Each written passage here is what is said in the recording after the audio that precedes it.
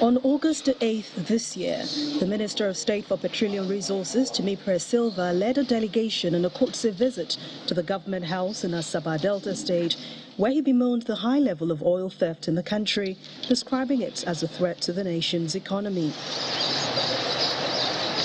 Not long after the engagement, which also took place in Bayelsa and Imo states, the news of 4 billion naira pipeline surveillance contract awarded to ex-militant government Tompolo, also known as Tompolo, filtered in, with some describing the development as the right way to go.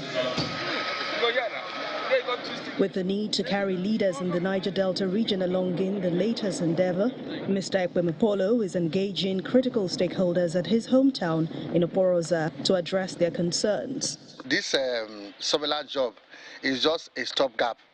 It is not what we are actually clamoring for in the Niger Delta region. We have been clamoring for resource control. If the resources are not there for us to control, what can we achieve? Nothing.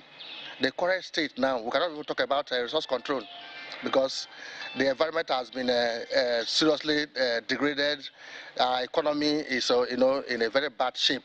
So let us bring it back to a state that we'll be able to now agitate for more things to come to the Niger Delta region. According to some of the stakeholders here, contrary to reported agitations from some other militant groups, the development is welcome as long as everyone is carried along. What he has done and what he's still doing is to engage the people, those who are from the people from the region, village by village, clan by clan, community by community, by sensitizing them. And so those even aggrieved is to hear them out.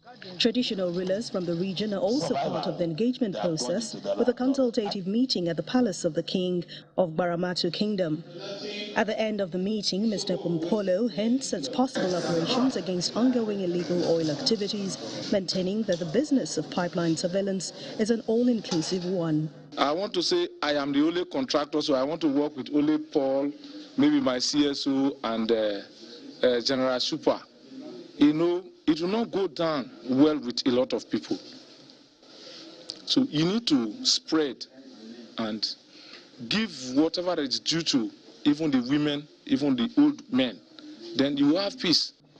For the Delta State government, the way to go is to encourage the locals to take part in the policing of the region's oil and gas infrastructure. On account of what they suffer due to oil exploration and exploitation, there is a need to carry them along. Anywhere in the world, that is what you do. And before that made us, or informed our decision to continue to advocate that there is a need to get the locals involved in the policing of these installations. And good enough, for a very long time, the federal government ignored us and our plea. But when they started seeing that it was now beginning to affect the revenue of the country, it became necessary for them to do what is right.